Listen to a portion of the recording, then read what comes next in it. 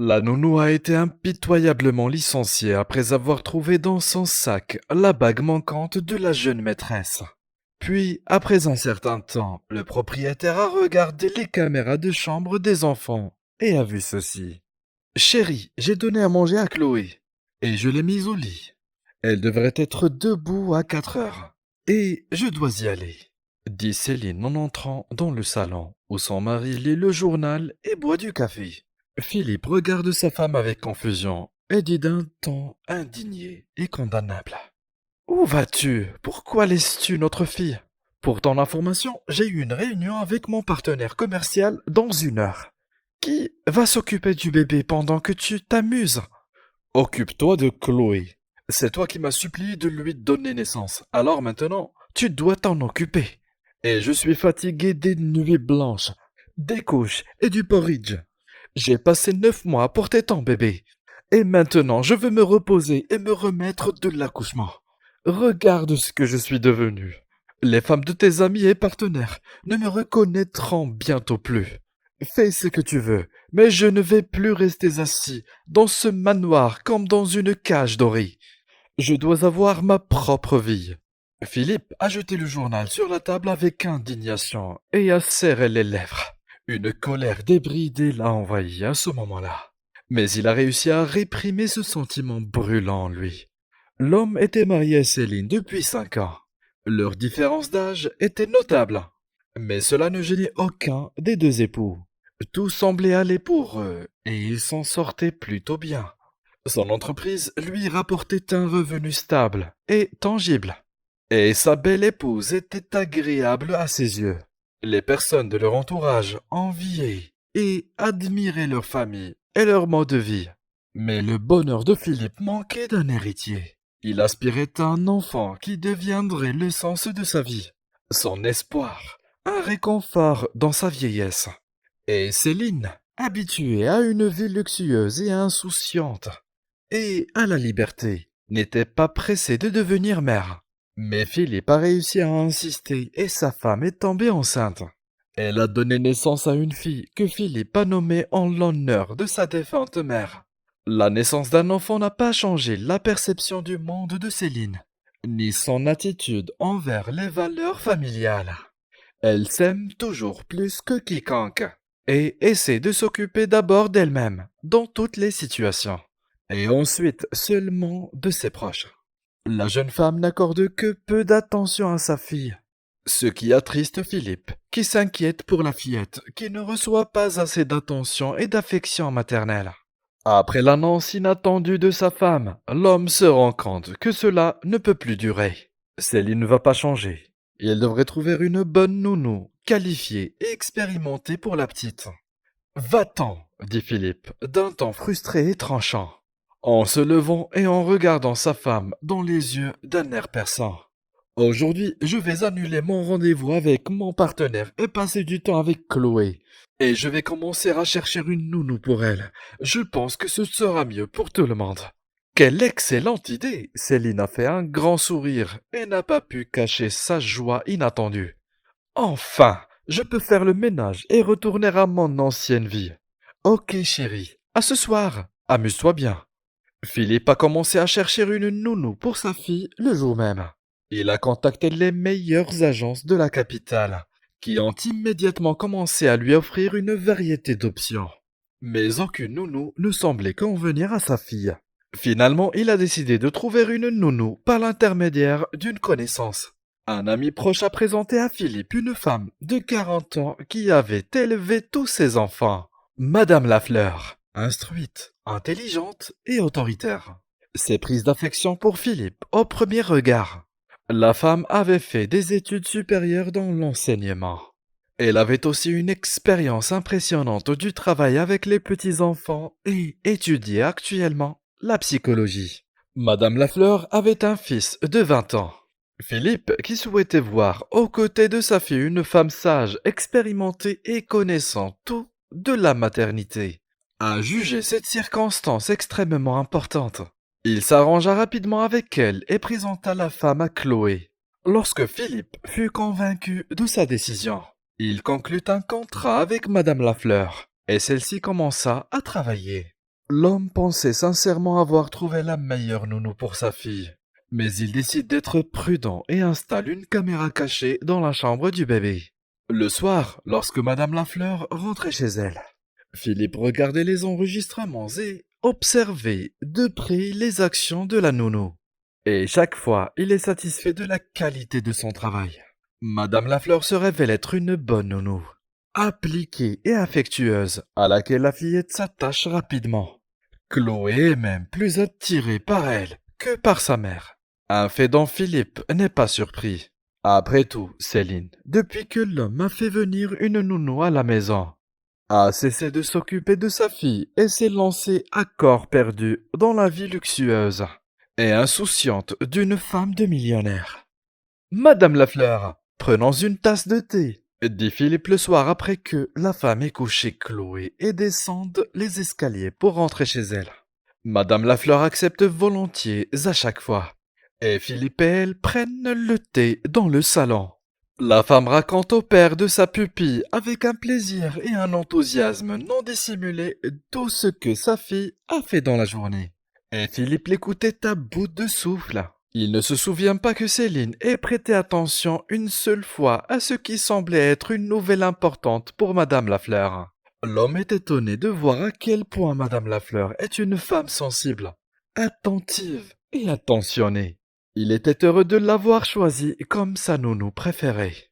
Aujourd'hui, Chloé a goûté une banane pour la première fois. Vous auriez dû voir son visage à ce moment-là, dit Madame Lafleur, les yeux pétillants de plaisir. Elle a tellement aimé qu'elle s'est léché les lèvres pendant longtemps après. Et comme la petite adore le chaton en peluche que vous lui avez offert, elle s'endort exclusivement avec lui et le caresse jusqu'à ce qu'il ferme les yeux. Merci pour tout. L'homme répond d'un ton gracieux et reconnaissant. Touché par l'histoire de la femme. Tant que vous êtes dans cette maison, je peux être tranquille pour ma fille. J'ai de la chance de vous avoir rencontré. Oh, pas du tout, murmure Madame Lafleur avec embarras. J'ai de la chance d'avoir l'opportunité d'interagir avec une créature aussi pure, brillante et gentille que votre fille. Elle remplit ma vie d'énergie positive. Elle me donne l'impression d'avoir 20 ans de moins. Philippe s'attache rapidement à cette femme souriante. Sympathique et simple d'esprit, et la considère bientôt comme un membre de sa famille. Il racontait à sa femme la nourrice de Chloé avec ravissement et enthousiasme, remerciant à chaque fois le destin pour elle. Céline s'est alarmée de la chaleur excessive de son mari à son égard. Des pensées alarmantes et décourageantes ont peu à peu commencé à pénétrer dans son esprit, ce qui a conduit Céline à exiger un jour que Philippe renvoie immédiatement Madame Lafleur. Philippe, je n'aime pas le fait que Chloé grandisse de façon capricieuse et gâtée. Elle ne m'accepte pas du tout. L'enfant a un caractère odieux et fougueux. Et c'est la faute de la nounou. Elle a une mauvaise influence sur notre fille. Tu dois renvoyer cette femme et je trouverai une nounou qui répond à mes exigences. Quoi? Demande l'homme en regardant sa femme avec étonnement. Pourquoi fais-tu des histoires pour rien? Chloé a un caractère merveilleux et un cœur pur et bon. C'est une fille douce et obéissante. Je suis satisfait du travail de Madame Lafleur. Et je ne vais pas la renvoyer. Qu'est-ce qui vous fait penser que notre fille est devenue odieuse? Céline se rendit compte en voyant le regard sévère de son mari, qu'elle ne pouvait pas se débarrasser de la femme qui avait réussi à charmer son mari. Elle décida de faire quelque chose de différent. Quelques semaines plus tard, Céline met subrepticement sa bague en diamant, que Philippe lui avait offerte pour son anniversaire de mariage, dans le sac de Madame Lafleur. Et le soir, elle a eu une énorme dispute à la maison avec des larmes, de l'hystérie et des reproches. Philippe, je ne trouve pas cette bague en or et en diamant que tu m'as offerte pour mon anniversaire de mariage, s'exclame Céline, hystérique, en agitant les mains de façon tragique. Tu as dû la mettre quelque part, mais tu ne te souviens pas où? Cherche-la, répond Philippe en lisant le journal du soir. Je me souviens que la bague était dans la boîte dans la chambre, mais elle n'y est pas maintenant. L'anneau est un symbole de notre amour. Je ne peux pas le supporter s'il ne m'est pas rendu. J'ai fouillé toute la maison. Il n'y a aucune bague, nulle part. Écoute, chérie, peut-être que Madame Lafleur l'a volé. Madame Lafleur? Chuchote Philippe, stupéfait, en levant frénétiquement la tête et en regardant sa femme d'un air interrogateur. Ce n'est pas possible. Madame Lafleur n'est pas ce genre de personne. Elle n'est pas capable d'une telle méchanceté. Comment le saurais-tu?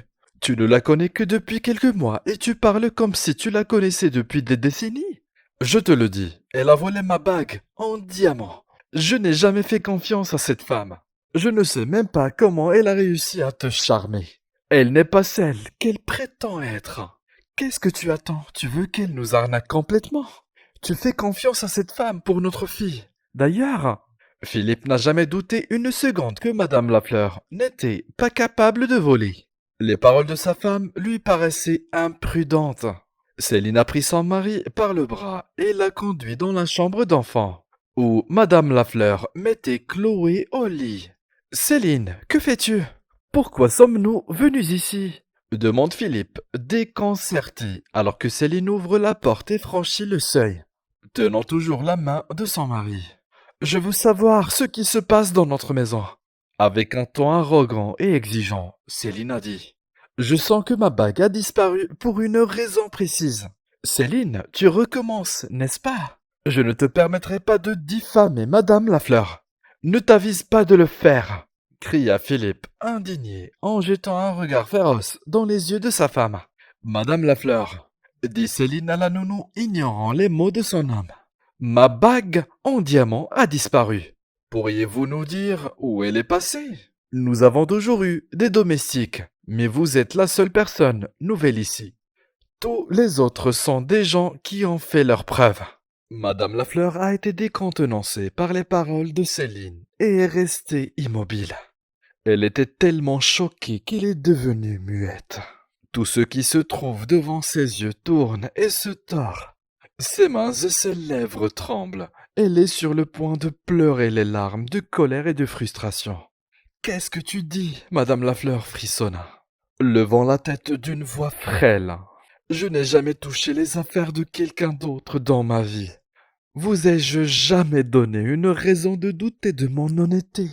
Pardonnez à ma femme, Madame Lafleur. Ce n'était pas du tout ce qu'elle voulait dire. Nous ne pensons pas que vous soyez capable de faire ça. C'est juste un malentendu.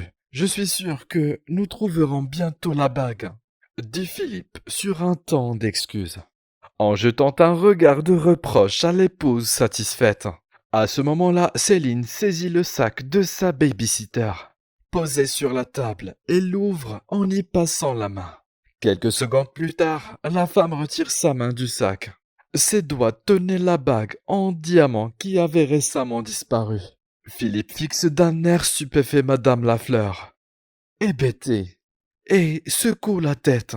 Si Céline n'avait pas sorti la bague devant lui, il n'aurait jamais cru ce qui s'était passé. L'homme était secoué au plus profond de lui-même, et ne savait pas comment réagir à ce qu'il voyait. « Je t'avais dit qu'on ne pouvait pas faire confiance à cette femme !» s'exclama Céline d'un ton suffisant et enjoué, et posa la bague sur la table pour que tout le monde puisse la voir. Tu as amené une voleuse dans notre maison. Tu aurais dû m'écouter, Philippe. Tu ne comprends rien aux gens. Je n'ai pas touché à votre bague. Madame Lafleur, en sanglotant, s'est exclamée de surprise. Je ne sais pas comment elle s'est retrouvée dans mon sac, mais je ne l'ai pas touchée. S'il vous plaît, croyez-moi. Philippe ne voit qu'un seul moyen de sortir de cette situation.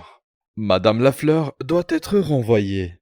Peu importe combien Chloé l'aimait, peu importe combien elle était attachée à elle, elle devrait être virée le plus vite possible. Vous êtes viré. Vous pouvez faire vos valises et partir, dit l'homme sur un ton fin d'indifférence et de nonchalance. Madame Lafleur saisit son sac et sort en courant de la pièce, en versant des larmes. Pendant longtemps, Philippe n'a pas pu se faire à l'idée qu'il ne verrait plus la nounou de sa fille, qu'il ne lui parlerait plus le soir autour d'une tasse de thé.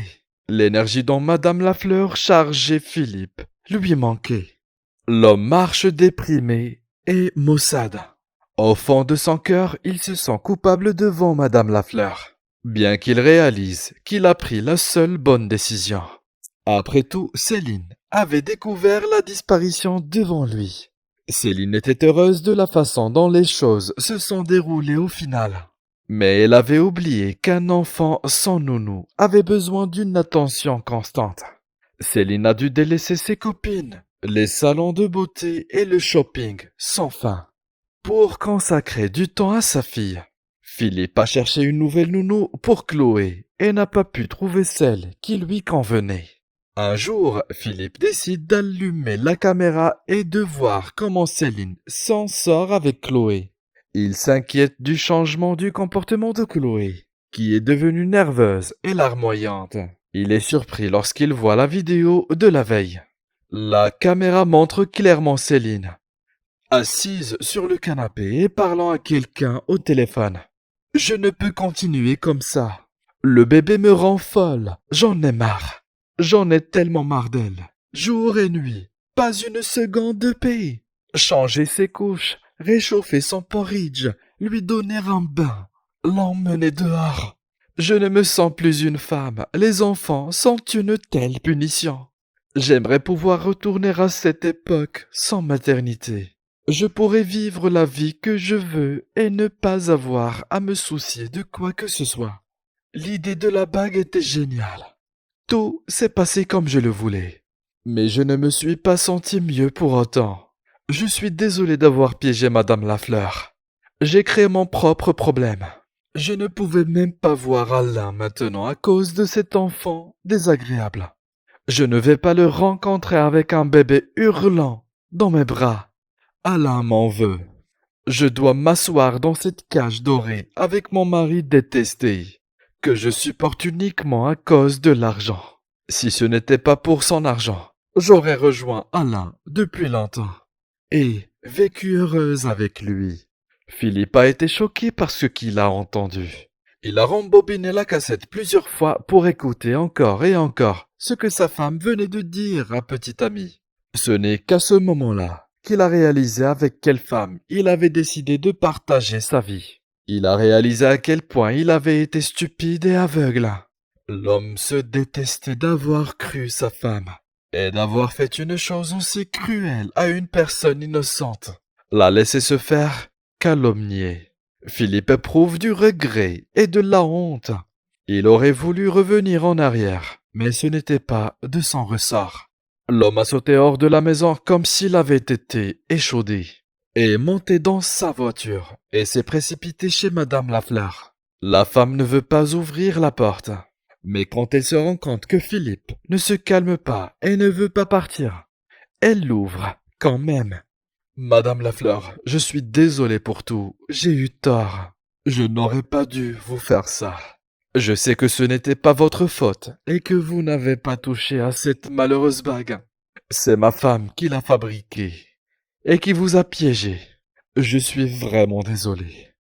Vous nous manquez, à Chloé et moi, et nous voulons que vous reveniez. Pouvez-vous me pardonner? Madame Lafleur le regarde tranquillement pendant quelques secondes, puis dit calmement et sereinement, tout en le regardant d'un air expressif et triomphant. Il y a longtemps que nous n'avons pas pris le thé et parlé ensemble. Entre, je viens de mettre le bouilloire à chauffer, comme si je savais que tu allais venir. Parle-moi de Chloé, comment va-t-elle? J'étais sûr que tôt ou tard, justice serait faite. Un sourire satisfait et heureux se dessine sur le visage de l'homme, qui entre dans l'appartement et se dépêche d'enlever ses chaussures. Madame Lafleur et Philippe en parlaient pendant des heures. L'homme lui dit qu'il a installé une caméra dans la chambre des enfants et que, grâce à elle, il a pu voir le vrai visage de sa femme. Philippe est rentré chez lui tard dans la nuit. Il s'est endormi dans la chambre d'amis et a réveillé sa femme tôt le matin pour lui annoncer qu'il demandait le divorce. Céline pleure longtemps, suppliant son mari de ne pas lui faire ça. Mais l'homme est inflexible. Il la jeta hors de la maison. Elle emporte ses bijoux et son argent et ne parle jamais de Chloé, faisant comme si elle n'existait pas. Philippe n'a aucun doute sur le fait que Céline ne veut pas de sa fille. Madame Lafleur revient bientôt dans la maison qui, quelques mois plus tard, est devenue la sienne.